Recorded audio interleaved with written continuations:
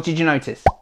That's right, I'm utilizing all 4 fingers to maximize my speed and efficiency. And I'm going to teach you how to unlock these skills so you can maximize your potential and learn this exact method right now. Now you might be wondering, how does this work?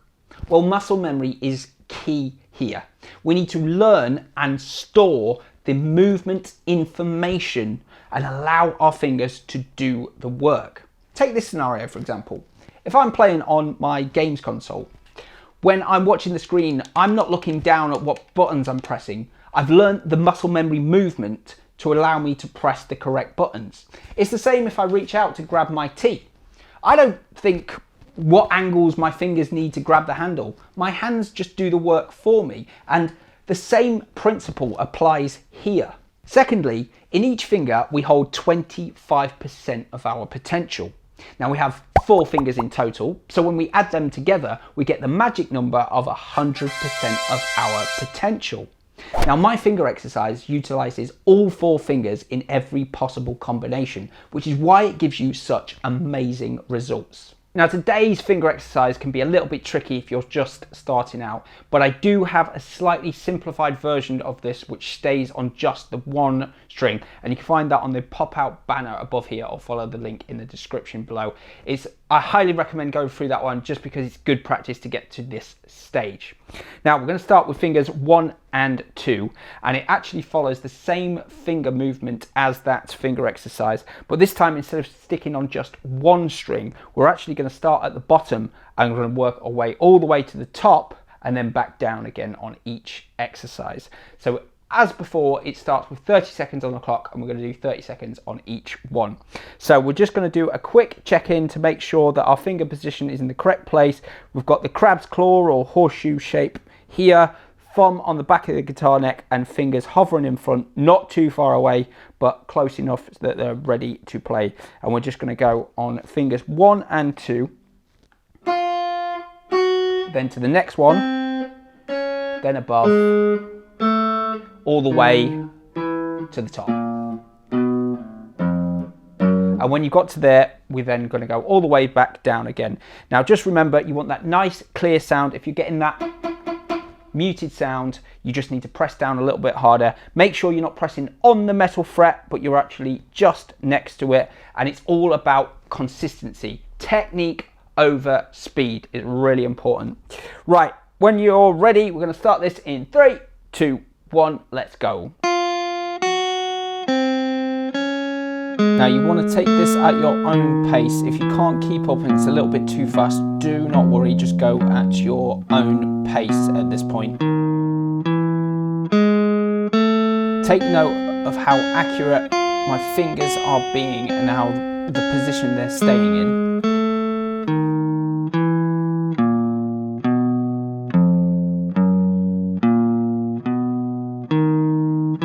Just a quick note to say, if you stick around to the end of this video, I am going to show you how to utilize this finger exercise and learn how to play Beggin by Maneskin. It's an awesome tune, so make sure you check that out. Now we're going to move on to fingers 2 and 3.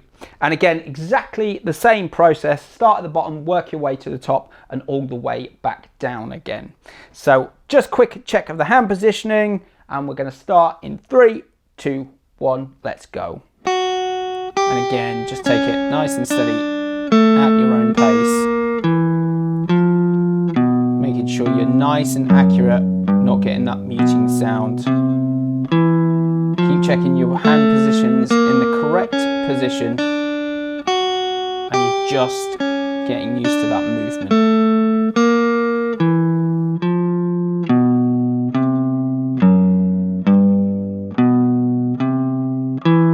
It's time to get tough. We are moving on to 3s and 4s. And if you think about it, we don't use these fingers together very often. They're normally used in conjunction with our more dominant fingers. So it's naturally quite tricky to get used to this. But don't worry, stick with it, and I guarantee you will have amazing results very soon.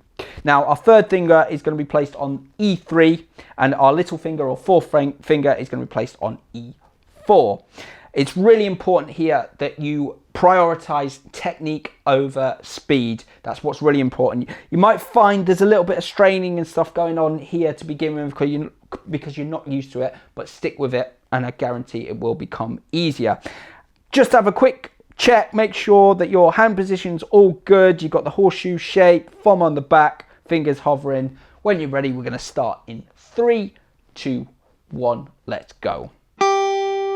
Now this will feel really strange to start off with. It does take some getting used to. And if you find my guitar a little distracting at this point, you can always mute the sound here and just go at your own pace as well. Just remember that technique over speed, nice and accurate.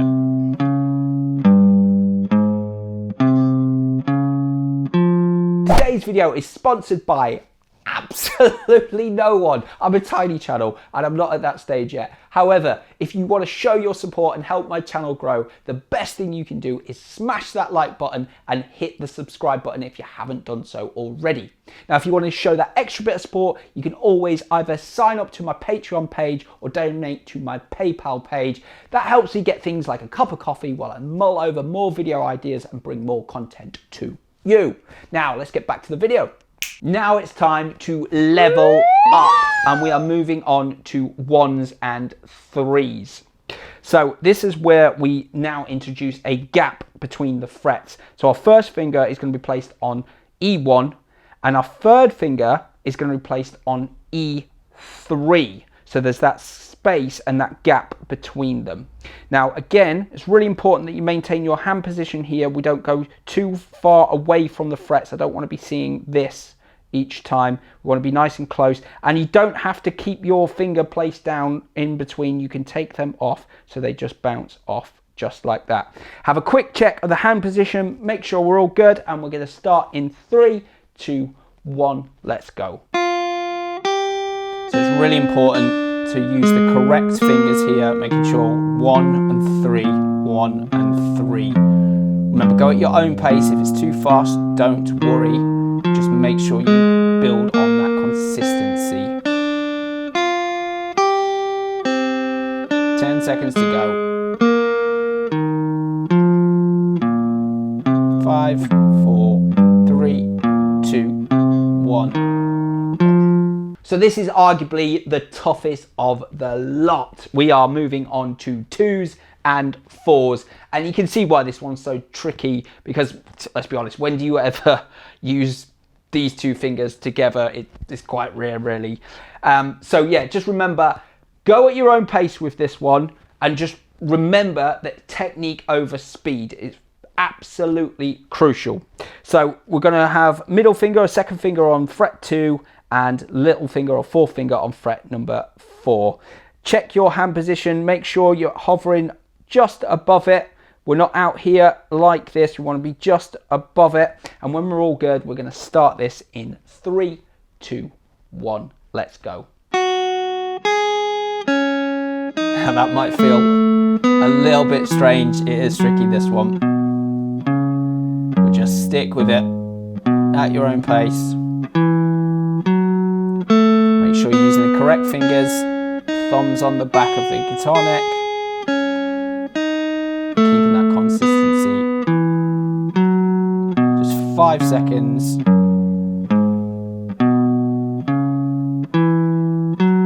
It's time for the big stretch here. We're utilizing fingers 1 and 4. Now this can be quite challenging, firstly because there's 2 frets apart this time, so there's a bigger stretch, but also the little finger can be quite problematic because it's our weaker finger. But as I've been saying all the way through, do not worry, stick with it, and I guarantee you'll get amazing results within the next couple of weeks.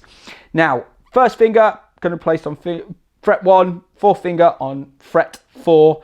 Again, make sure that your hands are not too far away from the fretboard, they're hovering in front of it. Check your hand position, thumbs on the back, stick with the technique. That's the most important thing, not the speed. When you're ready, we're going to start in 3, 2, 1, let's go. Okay, really paying attention to the correct fingers here. And you can see I'm not leaving my first finger pressed all the way down when I'm going to the 4. I take it off and go with it. Just maintain that accuracy.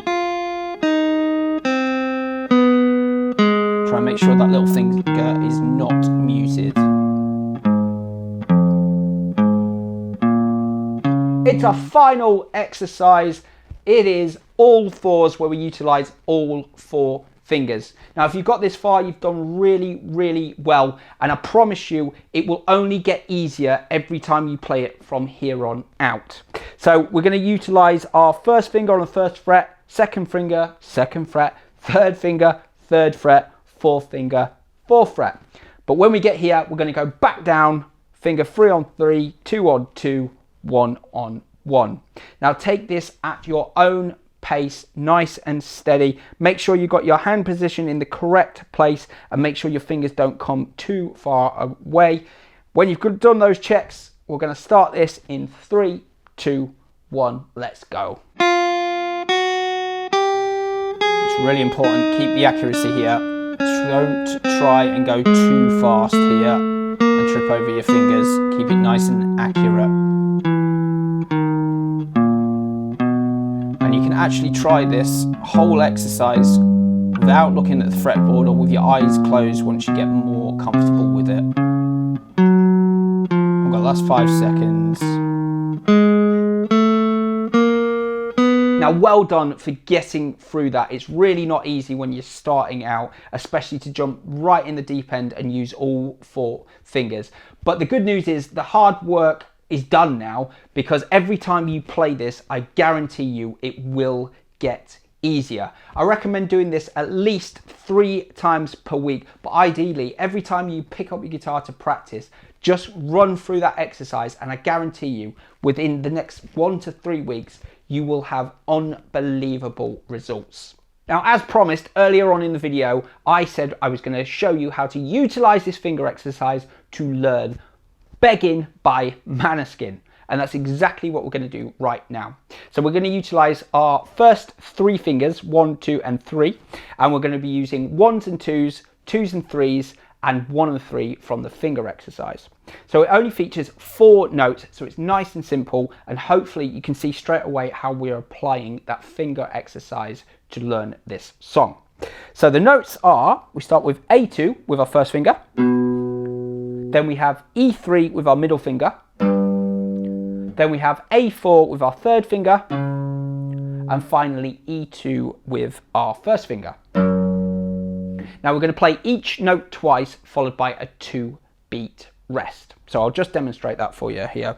On A2, we go 1, 2, stop, stop, 1, 2, stop, stop, 1, 2, stop, stop, 1, 2, stop, stop.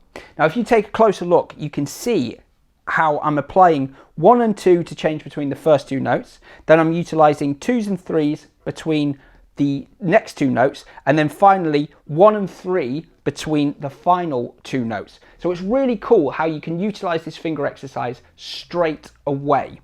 So let's practice this a couple of times round now, and we'll loop it through twice just to give you an idea of how it goes.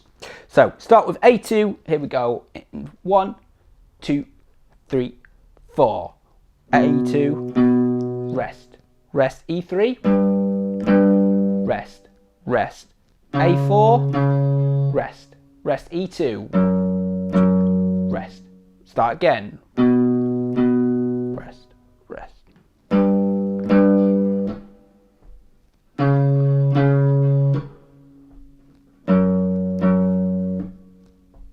Now, there's just a slight variation of rhythms that happens every so often, and that's where we play each note 3 times followed by a 2-beat rest. So I'll just play what that sounds like. It goes 1, 2, 3, stop, stop, 1, 2, 3, stop, stop, 1, 2, 3, stop, stop, 1, 2, 3, stop, stop. You could always use a word association like I like chips, 3, 4, I like chips, anything like that, just to help you remember that rhythm. Sometimes it makes it easier to remember.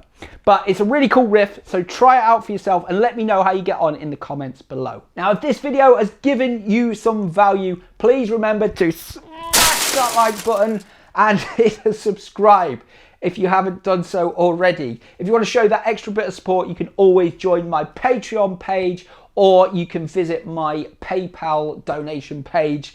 As ever, you've been watching The Music Halls. I'm KH. Until next time, keep on rocking.